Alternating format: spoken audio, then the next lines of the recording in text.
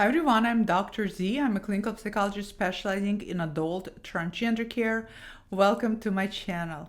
If you are new here or if you are a viewer but has not yet subscribed yet, please make sure you do subscribe. I always ask in the beginning of the videos because it's really important for me, it's really important for YouTube.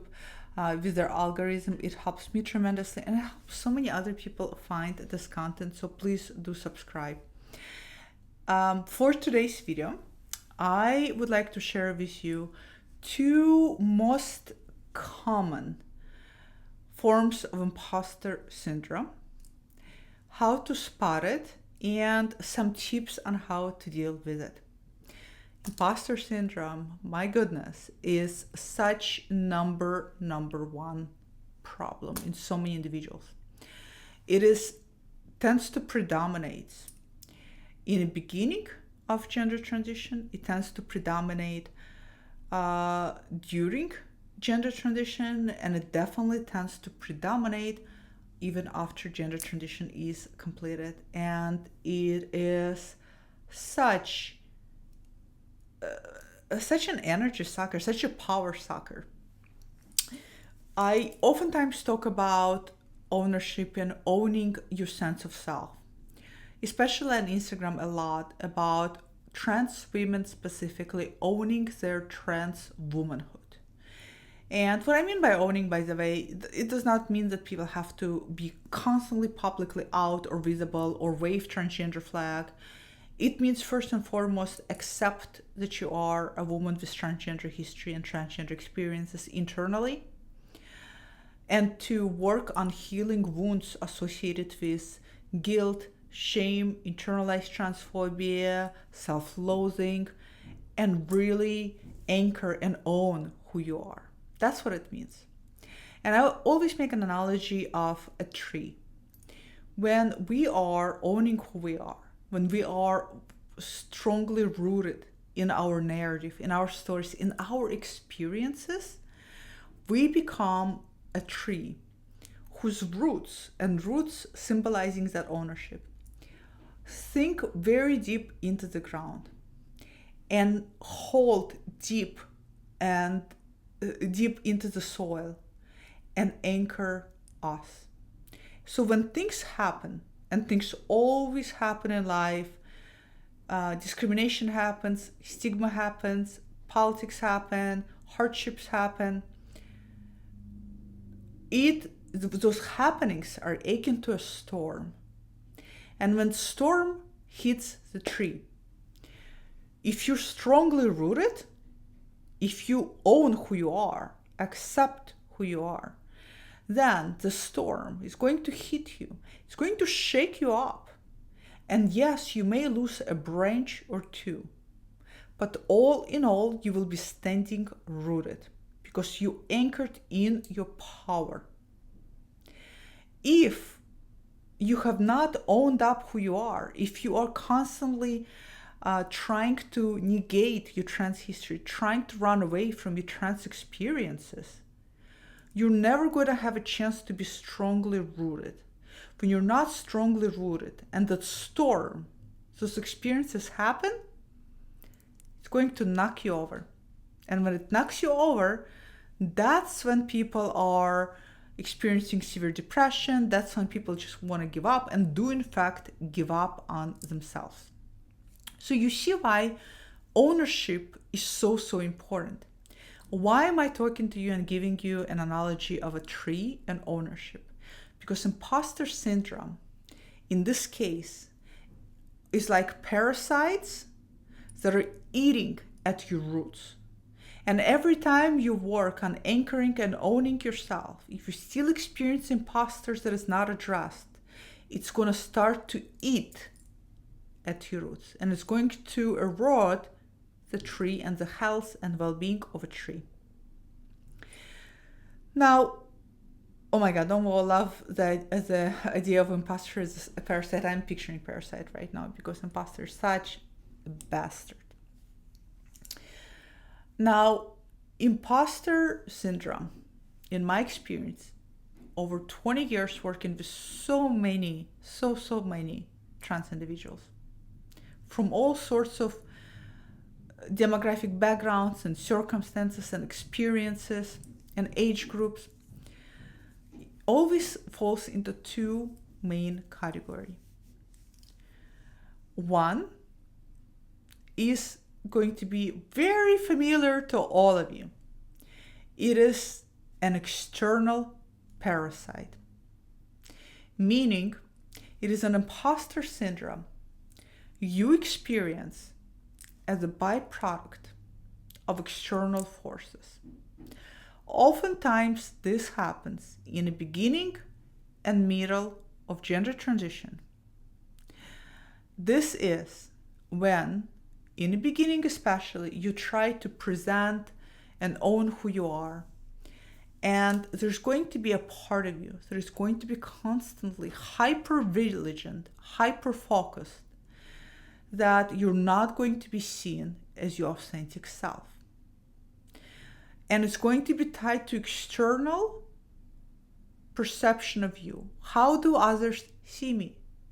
Can others validate my identity? Do others truly see me as a woman? Do others truly see me as a man? Do others truly see me as a non-binary person? And as a result, you're constantly going to have this parasite inside of your headspace that is going to mess with you every time you're going to be out in public. And every interaction, anybody looking at you, even when they're not looking at you. You know when people sometimes look at us with things they're looking at us, but in fact they're staring in empty space and they're thinking about whether they should buy milk today or did they pick up dry cleaners or their to-do list. Or maybe they're thinking about something else. Like, can I have chocolate today for dinner? When they're thinking those things, we look at those experiences, a lot of you do, and you automatically think, oh my God, they are clocking me, they're looking at me, they're clocking me, they can know that I'm trans. This is the parasite inside of your headspace talking. And again, this is very, very tied to external environment, to also a deeper need to be seen and validated, all natural and normal.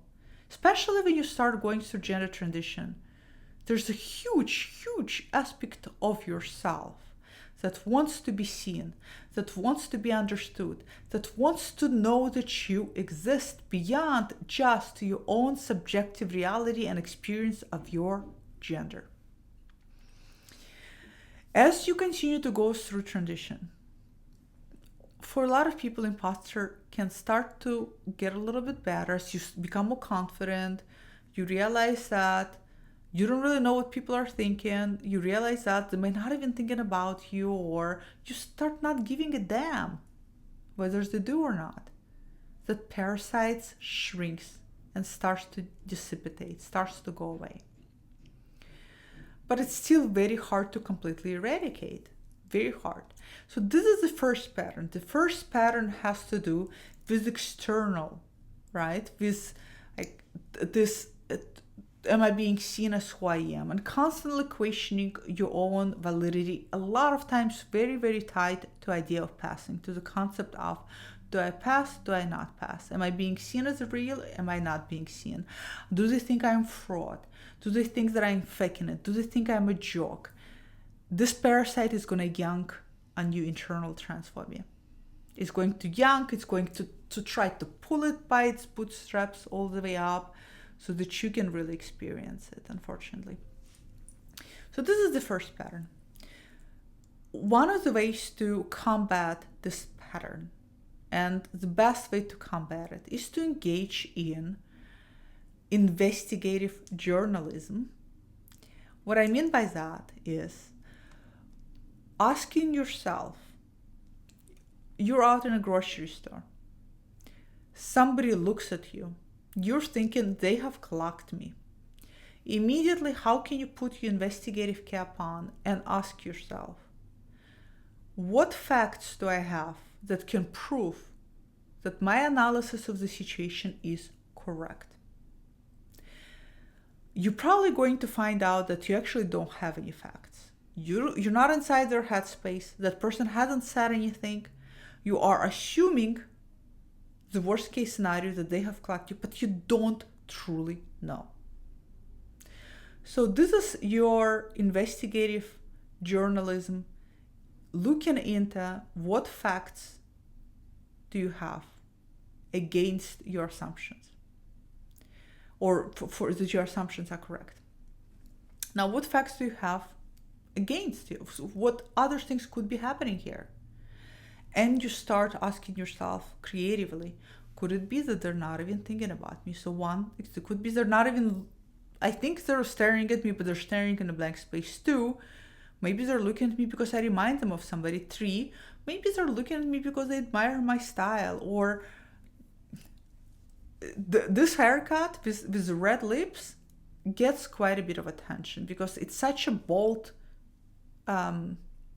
statement, right? Red lips in of itself is a bold statement. Haircut like this is another bold statement. So I do get stares. If I were to spend time over analyzing what each stare was, I'd probably lose my mind. I just learned not to pay attention because I just don't know what the heck people are thinking.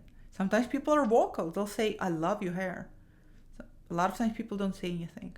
But honestly, I don't have a crystal ball into their headspace. Neither do you.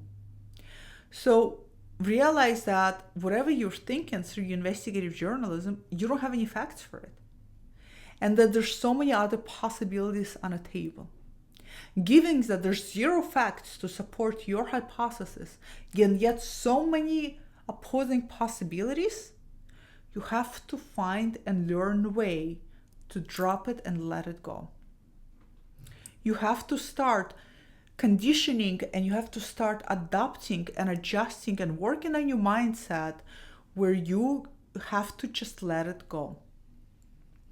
Like I said, if I were to be lost in my headspace, why is he staring at me? And by the way, they might not even stare because of the haircut and lipstick. Might be because I'm tall. Might be because I'm big. Might be because, I don't know, they hear how I speak and I have an accent. Who knows? Who knows? Again, they might not even be staring at me at all. At all. So the key is just to, first of all, recognize you don't really know. You don't really know. So stop engaging in hypotheticals that keep feeding the internal parasite of imposter and eating at your core roots of your tree. This is my tip when you're experiencing pattern of external parasite. The second pattern of imposter that is very, very common can happen can run alongside external parasite, oftentimes predominates when people complete transition, when people especially feel good about themselves and have no problem passing, if passing is their goal.